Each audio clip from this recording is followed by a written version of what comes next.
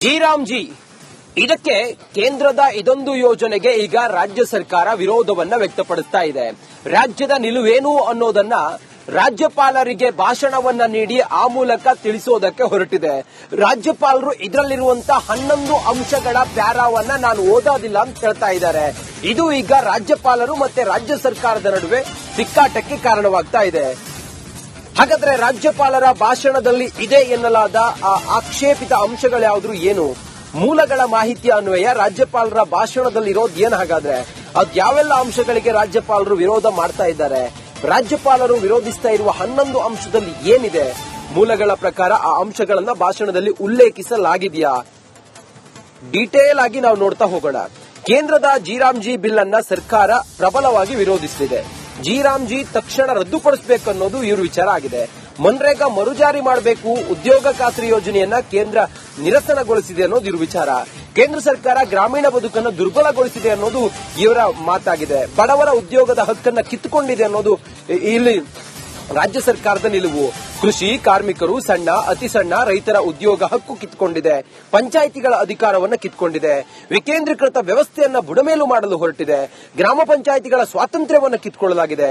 ಕೇಂದ್ರ ಸರ್ಕಾರದ ನಿಲುವು ಪ್ರಜಾಸತ್ತಾತ್ಮಕ ವಿರೋಧಿ ನಾಗರಿಕ ಬೇಡಿಕೆಗಳನ್ನು ನಿರ್ಲಕ್ಷಿಸಿದಂತಿದೆ. ರಾಷ್ಟ್ರದ ಹಿತಾಸಕ್ತಿ ವಿನಾಶದ ಅಂಚಿಗೆ ತಳ್ಳುವಂತಿದೆ. ಬಂಡವಾಳಶಾಹಿಗಳ ಹಿತಾಸಕ್ತಿ ಕಾಪಾಡುವ ಉದ್ದೇಶ ಕೇಂದ್ರ ಹೊಂದಿದೆ.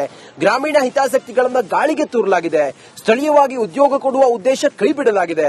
ಪ್ರಗತಿ ವಿರೋಧಿ ಕ್ರಮವನ್ನ ನಮ್ಮ ಸರ್ಕಾರ ವಿರೋಧ ಮಾಡುತ್ತೆ ಅನ್ನೋದನ್ನ ರಾಜ್ಯಪಾಲರ ಬಾಯಿಯಿಂದ ಹೇಳಿಸಬೇಕು ಅನ್ನುವಂತ ರಾಜ್ಯ ಸರ್ಕಾರದ ಇದೊಂದು ತೀರ್ಮಾನಕ್ಕೆ ರಾಜ್ಯಪಾಲ ತಾವರ್ ಚಂದ್ ಗೆಹ್ಲೋಟ್ ಅವರು ವಿರೋಧವನ್ನು ಮಾಡ್ತಾ ಇದ್ದಾರೆ. ಹೀಗಾಗಿಯೇ ಈಗ ರಾಜ್ಯ ಸರ್ಕಾರ ಮತ್ತೆ ರಾಜ್ಯಪಾಲರ ನಡುವೆ ತಿಕ್ಕಾಟ ಆರಂಭ ಆಗಿರೋದು. ಕೇರಳದಲ್ಲಿ ರಾಜ್ಯಪಾಲರು ಇಂಥ ವಿಚಾರಗಳು ಪ್ರಸ್ತಾಪ ಆದಾಗ ಅದನ್ನ ಅವರು ಹೇಳಲಿಲ್ಲ. ಆ ಮಾತುಗಳನ್ನ, ಆ ಪ್ಯಾರಾಗಳನ್ನು ಅವರು ಕಡಿತಗೊಳಿಸಿದ್ರು. ಕೇರಳದಲ್ಲೂ ಇದೇ ರೀತಿಯಾಗಿತ್ತು. ತಮಿಳುನಾಡಲ್ಲೂ ಕೂಡ ಹೀಗೆ ಆಗಿತ್ತು. ಈಗ ಕರ್ನಾಟಕದ ಸರದಿ, ಕರ್ನಾಟಕದಲ್ಲೂ ಕೂಡ ಈ ರೀತಿಯ ಒಂದು ಸಂದರ್ಭ ಈಗ ಸೃಷ್ಟಿಯಾದಂಗೆ ಕಾಣಿಸ್ತಾ ಇದೆ. ಹೀಗಾಗಿ ರಾಜ್ಯಪಾಲರು ಏನ್ ಮಾಡ್ತಾರೆ ಇವತ್ತು ಅನ್ನೋದು ವರ್ಷದ ಮೊದಲ ವಿಧಾನಮಂಡಲದ ಅಧಿವೇಶನ ಇದು. ಹೀಗಾಗಿ ಯಾವ ತೀರ್ಮಾನಕ್ಕೆ ಬರ್ತಾರೆ, ಇದು ಮುಂದೆ ಯಾವ ರೀತಿಯ ಒಂದು ಸ್ವರೂಪವನ್ನ ಪಡೆದುಕೊಳ್ಳುತ್ತೆ ಅನ್ನೋದನ್ನ ಕಾದು ನೋಡಬೇಕಾಗಿದೆ. ರಾಜ್ಯಪಾಲರು ಬಹಳ ಕ್ಲಿಯರ್ ಆಗಿ ಹೇಳ್ತಾ ಇದ್ದಾರೆ, ನಾನು ರಾಷ್ಟ್ರಪತಿಗಳ ಅಧೀನದಲ್ಲಿ ಬರೋದ್ರಿಂದಾಗಿ ರಾಷ್ಟ್ರಪತಿಗಳು ಅಂಕಿತ ಹಾಕಿರುವಂತ ಈ ಕಾಯ್ದೆಯನ್ನ ನಾನು ಹೇಳಲಿ, ಅದು ಸಂವಿಧಾನ ಬಾಹಿರವಾಗುತ್ತೆ ಅನ್ನೋದು ಕೂಡ ಇಲ್ಲಿ ರಾಜ್ಯಪಾಲರ ನಿಲುವಾಗಿದೆ. ಹೀಗಾಗಿ ರಾಜ್ಯ ಸರ್ಕಾರ ಹೇಳ್ತಾ ಇದೆ, ನಾವು ಅದನ್ನ ಬದಲಿಸೋದಕ್ಕೆ ಸಿದ್ಧರಿದ್ದೀವಿ ಅಂತೇಳಿ ಹೇಳ್ತಾ ಇದೆ. ಆದ್ರೆ ಎಲ್ಲಾ ಅಂಶಗಳನ್ನ ಬದಲಿಸೋದಕ್ಕೆ ಸಾಧ್ಯ ಆಗೋದಿಲ್ಲ ಅಂತ ಹೇಳ್ತಾ ಇದೆ. ಆದ್ರೆ ರಾಜ್ಯಪಾಲರು ಖಡಕ್ ಆಗಿ ಹೇಳಿದ್ದಾರೆ. ನಿನ್ನೆ ಎಚ್.ಕೆ. ಪಾಟೀಲ್ ಮತ್ತೆ ಪೊನ್ನಣ್ಣ ಮುಖ್ಯಮಂತ್ರಿಗಳ ಕಾನೂನು ಸಲಹೆಗಾರರ ಭೇಟಿಯಾದಾಗಲೂ ಬಹಳ ಕ್ಲಿಯರ್ ಸಂದೇಶವನ್ನು ರವಾನಿಸಿದ್ದಾರೆ. ಜಿ ಇದಕ್ಕೆ ಕೇಂದ್ರದ ಇದೊಂದು ಯೋಜನೆಗೆ ಈಗ ರಾಜ್ಯ ಸರ್ಕಾರ ವಿರೋಧವನ್ನ ವ್ಯಕ್ತಪಡಿಸ್ತಾ ಇದೆ. ರಾಜ್ಯದ ನಿಲುವೇನು ಅನ್ನೋದನ್ನ ರಾಜ್ಯಪಾಲರಿಗೆ ಭಾಷಣವನ್ನ ನೀಡಿ ಆ ಮೂಲಕ ತಿಳಿಸೋದಕ್ಕೆ ಹೊರಟಿದೆ.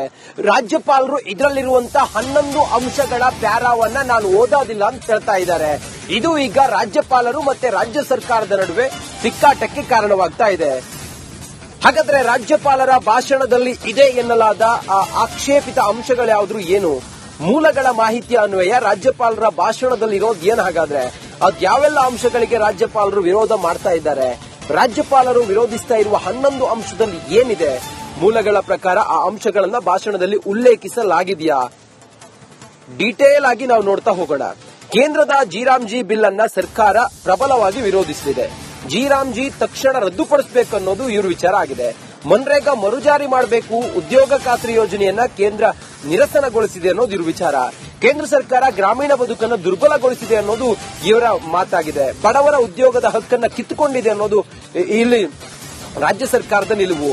ಕೃಷಿ ಕಾರ್ಮಿಕರು, ಸಣ್ಣ ಅತಿ ಸಣ್ಣ ರೈತರ ಉದ್ಯೋಗ ಹಕ್ಕು ಕಿತ್ಕೊಂಡಿದೆ. ಪಂಚಾಯಿತಿಗಳ ಅಧಿಕಾರವನ್ನು ಕಿತ್ಕೊಂಡಿದೆ. ವಿಕೇಂದ್ರೀಕೃತ ವ್ಯವಸ್ಥೆಯನ್ನ ಬುಡಮೇಲು ಮಾಡಲು ಹೊರಟಿದೆ. ಗ್ರಾಮ ಪಂಚಾಯಿತಿಗಳ ಸ್ವಾತಂತ್ರ್ಯವನ್ನು ಕಿತ್ಕೊಳ್ಳಲಾಗಿದೆ. ಕೇಂದ್ರ ಸರ್ಕಾರದ ನಿಲುವು ಪ್ರಜಾಸತ್ತಾತ್ಮಕ ವಿರೋಧಿ ನಾಗರಿಕ ಬೇಡಿಕೆಗಳನ್ನು ನಿರ್ಲಕ್ಷಿಸಿದಂತಿದೆ. ರಾಷ್ಟ್ರದ ಹಿತಾಸಕ್ತಿ ವಿನಾಶದ ಅಂಚಿಗೆ ತಳ್ಳುವಂತಿದೆ. ಬಂಡವಾಳಶಾಹಿಗಳ ಹಿತಾಸಕ್ತಿ ಕಾಪಾಡುವ ಉದ್ದೇಶ ಕೇಂದ್ರ ಹೊಂದಿದೆ. ಗ್ರಾಮೀಣ ಹಿತಾಸಕ್ತಿಗಳನ್ನು ಗಾಳಿಗೆ ತೂರಲಾಗಿದೆ. ಸ್ಥಳೀಯವಾಗಿ ಉದ್ಯೋಗ ಕೊಡುವ ಉದ್ದೇಶ ಕೈಬಿಡಲಾಗಿದೆ. ಪ್ರಗತಿ ವಿರೋಧಿ ಕ್ರಮವನ್ನ ನಮ್ಮ ಸರ್ಕಾರ ವಿರೋಧ ಮಾಡುತ್ತೆ ಅನ್ನೋದನ್ನ ರಾಜ್ಯಪಾಲರ ಬಾಯಿಯಿಂದ ಹೇಳಿಸಬೇಕು ಅನ್ನುವಂತ ರಾಜ್ಯ ಸರ್ಕಾರದ ಇದೊಂದು ತೀರ್ಮಾನಕ್ಕೆ ರಾಜ್ಯಪಾಲ ತಾವರ್ ಚಂದ್ ಗೆಹ್ಲೋಟ್ ಅವರು ವಿರೋಧವನ್ನ ಮಾಡ್ತಾ ಇದ್ದಾರೆ. ಹೀಗಾಗಿಯೇ ಈಗ ರಾಜ್ಯ ಸರ್ಕಾರ ಮತ್ತೆ ರಾಜ್ಯಪಾಲರ ನಡುವೆ ತಿಕ್ಕಾಟ ಆರಂಭ ಆಗಿರೋದು. ಕೇರಳದಲ್ಲಿ ರಾಜ್ಯಪಾಲರು ಇಂಥ ವಿಚಾರಗಳು ಪ್ರಸ್ತಾಪ ಆದಾಗ ಅದನ್ನ ಅವರು ಹೇಳಲಿಲ್ಲ. ಆ ಮಾತುಗಳನ್ನ, ಆ ಪ್ಯಾರಾಗಳನ್ನ ಅವರು ಕಡಿತಗೊಳಿಸಿದ್ರು. ಕೇರಳದಲ್ಲೂ ಇದೇ ರೀತಿಯಾಗಿತ್ತು, ತಮಿಳುನಾಡಲ್ಲೂ ಕೂಡ ಹೀಗೆ ಆಗಿತ್ತು. ಈಗ ಕರ್ನಾಟಕದ ಸರದಿ, ಕರ್ನಾಟಕದಲ್ಲೂ ಕೂಡ ಈ ರೀತಿಯ ಒಂದು ಸಂದರ್ಭ ಈಗ ಸೃಷ್ಟಿಯಾದಂಗೆ ಕಾಣಿಸ್ತಾ ಇದೆ. ಹೀಗಾಗಿ ರಾಜ್ಯಪಾಲರು ಏನ್ ಮಾಡ್ತಾರೆ ಇವತ್ತು ಅನ್ನೋದು ವರ್ಷದ ಮೊದಲ ವಿಧಾನಮಂಡಲದ ಅಧಿವೇಶನ ಇದು. ಹೀಗಾಗಿ ಯಾವ ತೀರ್ಮಾನಕ್ಕೆ ಬರ್ತಾರೆ, ಇದು ಮುಂದೆ ಯಾವ ರೀತಿಯ ಒಂದು ಸ್ವರೂಪವನ್ನ ಪಡೆದುಕೊಳ್ಳುತ್ತೆ ಅನ್ನೋದನ್ನ ಕಾದು ನೋಡಬೇಕಾಗಿದೆ. ರಾಜ್ಯಪಾಲರು ಬಹಳ ಕ್ಲಿಯರ್ ಆಗಿ ಹೇಳ್ತಾ ಇದ್ದಾರೆ, ನಾನು ರಾಷ್ಟ್ರಪತಿಗಳ ಅಧೀನದಲ್ಲಿ ಬರೋದ್ರಿಂದಾಗಿ ರಾಷ್ಟ್ರಪತಿಗಳು ಅಂಕಿತ ಹಾಕಿರುವಂತ ಈ ಕಾಯ್ದೆಯನ್ನ ನಾನು ಹೇಳಲಿ, ಅದು ಸಂವಿಧಾನ ಬಾಹಿರವಾಗುತ್ತೆ ಅನ್ನೋದು ಕೂಡ ಇಲ್ಲಿ ರಾಜ್ಯಪಾಲರ ನಿಲುವಾಗಿದೆ. ಹೀಗಾಗಿ ರಾಜ್ಯ ಸರ್ಕಾರ ಹೇಳ್ತಾ ಇದೆ, ನಾವು ಅದನ್ನ ಬದಲಿಸೋದಕ್ಕೆ ಸಿದ್ಧರಿದ್ದೀವಿ ಅಂತೇಳಿ ಹೇಳ್ತಾ ಇದೆ. ಆದ್ರೆ ಎಲ್ಲಾ ಅಂಶಗಳನ್ನ ಬದಲಿಸೋದಕ್ಕೆ ಸಾಧ್ಯ ಆಗೋದಿಲ್ಲ ಅಂತ ಹೇಳ್ತಾ ಇದೆ. ಆದ್ರೆ ರಾಜ್ಯಪಾಲರು ಖಡಕ್ ಆಗಿ ಹೇಳಿದ್ದಾರೆ. ನಿನ್ನೆ ಎಚ್.ಕೆ. ಪಾಟೀಲ್ ಮತ್ತೆ ಪೊನ್ನಣ್ಣ ಮುಖ್ಯಮಂತ್ರಿಗಳ ಕಾನೂನು ಸಲಹೆಗಾರರ ಭೇಟಿಯಾದಾಗಲೂ ಬಹಳ ಕ್ಲಿಯರ್ ಸಂದೇಶವನ್ನು ರವಾನಿಸಿದ್ದಾರೆ. ಜಿ ಇದಕ್ಕೆ ಕೇಂದ್ರದ ಇದೊಂದು ಯೋಜನೆಗೆ ಈಗ ರಾಜ್ಯ ಸರ್ಕಾರ ವಿರೋಧವನ್ನ ವ್ಯಕ್ತಪಡಿಸ್ತಾ ಇದೆ. ರಾಜ್ಯದ ನಿಲುವೇನು ಅನ್ನೋದನ್ನ ರಾಜ್ಯಪಾಲರಿಗೆ ಭಾಷಣವನ್ನ ನೀಡಿ ಆ ಮೂಲಕ ತಿಳಿಸೋದಕ್ಕೆ ಹೊರಟಿದೆ. ರಾಜ್ಯಪಾಲರು ಇದರಲ್ಲಿರುವಂತಹ 11 ಅಂಶಗಳ ಪ್ಯಾರಾವನ್ನ ನಾನು ಓದೋದಿಲ್ಲ ಅಂತ ಹೇಳ್ತಾ ಇದ್ದಾರೆ. ಇದು ಈಗ ರಾಜ್ಯಪಾಲರು ಮತ್ತೆ ರಾಜ್ಯ ಸರ್ಕಾರದ ನಡುವೆ ತಿಕ್ಕಾಟಕ್ಕೆ ಕಾರಣವಾಗ್ತಾ ಇದೆ. ಹಾಗಾದ್ರೆ ರಾಜ್ಯಪಾಲರ ಭಾಷಣದಲ್ಲಿ ಇದೆ ಎನ್ನಲಾದ ಆಕ್ಷೇಪಿತ ಅಂಶಗಳ್ಯಾವ್ದು, ಏನು ಮೂಲಗಳ ಮಾಹಿತಿಯ ಅನ್ವಯ ರಾಜ್ಯಪಾಲರ ಭಾಷಣದಲ್ಲಿ ಇರೋದು ಏನ್? ಹಾಗಾದ್ರೆ ಅದ್ಯಾವೆಲ್ಲ ಅಂಶಗಳಿಗೆ ರಾಜ್ಯಪಾಲರು ವಿರೋಧ ಮಾಡ್ತಾ ಇದ್ದಾರೆ? ರಾಜ್ಯಪಾಲರು ವಿರೋಧಿಸ್ತಾ ಇರುವ 11 ಅಂಶದಲ್ಲಿ ಏನಿದೆ? ಮೂಲಗಳ ಪ್ರಕಾರ ಆ ಅಂಶಗಳನ್ನ ಭಾಷಣದಲ್ಲಿ ಉಲ್ಲೇಖಿಸಲಾಗಿದೆಯಾ? ಡೀಟೇಲ್ ಆಗಿ ನಾವು ನೋಡ್ತಾ ಹೋಗೋಣ. ಕೇಂದ್ರದ ಜಿ ಬಿಲ್ ಅನ್ನ ಸರ್ಕಾರ ಪ್ರಬಲವಾಗಿ ವಿರೋಧಿಸಲಿದೆ. ಜಿ ತಕ್ಷಣ ರದ್ದುಪಡಿಸಬೇಕು ಅನ್ನೋದು ಇವ್ರ ವಿಚಾರ ಆಗಿದೆ. ಮನ್ರೇಗಾ ಮರುಜಾರಿ ಮಾಡಬೇಕು, ಉದ್ಯೋಗ ಖಾತ್ರಿ ಯೋಜನೆಯನ್ನ ಕೇಂದ್ರ ನಿರಸನಗೊಳಿಸಿದೆ ಅನ್ನೋದು ಇವ್ರ ವಿಚಾರ. ಕೇಂದ್ರ ಸರ್ಕಾರ ಗ್ರಾಮೀಣ ಬದುಕನ್ನು ದುರ್ಬಲಗೊಳಿಸಿದೆ ಅನ್ನೋದು ಇವರ ಮಾತಾಗಿದೆ. ಬಡವರ ಉದ್ಯೋಗದ ಹಕ್ಕನ್ನ ಕಿತ್ತುಕೊಂಡಿದೆ ಅನ್ನೋದು ಇಲ್ಲಿ ರಾಜ್ಯ ಸರ್ಕಾರದ ನಿಲುವು. ಕೃಷಿ ಕಾರ್ಮಿಕರು, ಸಣ್ಣ ಅತಿ ಸಣ್ಣ ರೈತರ ಉದ್ಯೋಗ ಹಕ್ಕು ಕಿತ್ತುಕೊಂಡಿದೆ. ಪಂಚಾಯಿತಿಗಳ ಅಧಿಕಾರವನ್ನು ಕಿತ್ತುಕೊಂಡಿದೆ. ವಿಕೇಂದ್ರೀಕೃತ ವ್ಯವಸ್ಥೆಯನ್ನ ಬುಡಮೇಲು ಮಾಡಲು ಹೊರಟಿದೆ. ಗ್ರಾಮ ಪಂಚಾಯಿತಿಗಳ ಸ್ವಾತಂತ್ರ್ಯವನ್ನು ಕಿತ್ತುಕೊಳ್ಳಲಾಗಿದೆ. ಕೇಂದ್ರ ಸರ್ಕಾರದ ನಿಲುವು ಪ್ರಜಾಸತ್ತಾತ್ಮಕ ವಿರೋಧಿ ನಾಗರಿಕ ಬೇಡಿಕೆಗಳನ್ನು ನಿರ್ಲಕ್ಷಿಸಿದಂತಿದೆ. ರಾಷ್ಟ್ರದ ಹಿತಾಸಕ್ತಿ ವಿನಾಶದ ಅಂಚಿಗೆ ತಳ್ಳುವಂತಿದೆ. ಬಂಡವಾಳಶಾಹಿಗಳ ಹಿತಾಸಕ್ತಿ ಕಾಪಾಡುವ ಉದ್ದೇಶ ಕೇಂದ್ರ ಹೊಂದಿದೆ. ಗ್ರಾಮೀಣ ಹಿತಾಸಕ್ತಿಗಳನ್ನು ಗಾಳಿಗೆ ತೂರಲಾಗಿದೆ. ಸ್ಥಳೀಯವಾಗಿ ಉದ್ಯೋಗ ಕೊಡುವ ಉದ್ದೇಶ ಕೈಬಿಡಲಾಗಿದೆ. ಪ್ರಗತಿ ವಿರೋಧಿ ಕ್ರಮವನ್ನ ನಮ್ಮ ಸರ್ಕಾರ ವಿರೋಧ ಮಾಡುತ್ತೆ ಅನ್ನೋದನ್ನ ರಾಜ್ಯಪಾಲರ ಬಾಯಿಯಿಂದ ಹೇಳಿಸಬೇಕು ಅನ್ನುವಂತ ರಾಜ್ಯ ಸರ್ಕಾರದ ಇದೊಂದು ತೀರ್ಮಾನಕ್ಕೆ ರಾಜ್ಯಪಾಲ ತಾವರ್ ಚಂದ್ ಗೆಹ್ಲೋಟ್ ಅವರು ವಿರೋಧವನ್ನ ಮಾಡ್ತಾ ಇದ್ದಾರೆ. ಹೀಗಾಗಿಯೇ ಈಗ ರಾಜ್ಯ ಸರ್ಕಾರ ಮತ್ತೆ ರಾಜ್ಯಪಾಲರ ನಡುವೆ ತಿಕ್ಕಾಟ ಆರಂಭ ಆಗಿರೋದು. ಕೇರಳದಲ್ಲಿ ರಾಜ್ಯಪಾಲರು ಇಂಥ ವಿಚಾರಗಳು ಪ್ರಸ್ತಾಪ ಆದಾಗ ಅದನ್ನ ಅವರು ಹೇಳಲಿಲ್ಲ. ಆ ಮಾತುಗಳನ್ನ, ಆ ಪ್ಯಾರಾಗಳನ್ನ ಅವರು ಕಡಿತಗೊಳಿಸಿದ್ರು. ಕೇರಳದಲ್ಲೂ ಇದೇ ರೀತಿಯಾಗಿತ್ತು, ತಮಿಳುನಾಡಲ್ಲೂ ಕೂಡ ಹೀಗೆ ಆಗಿತ್ತು. ಈಗ ಕರ್ನಾಟಕದ ಸರದಿ, ಕರ್ನಾಟಕದಲ್ಲೂ ಕೂಡ ಈ ರೀತಿಯ ಒಂದು ಸಂದರ್ಭ ಈಗ ಸೃಷ್ಟಿಯಾದಂಗೆ ಕಾಣಿಸ್ತಾ ಇದೆ. ಹೀಗಾಗಿ ರಾಜ್ಯಪಾಲರು ಏನ್ ಮಾಡ್ತಾರೆ ಇವತ್ತು ಅನ್ನೋದು ವರ್ಷದ ಮೊದಲ ವಿಧಾನಮಂಡಲದ ಅಧಿವೇಶನ ಇದು.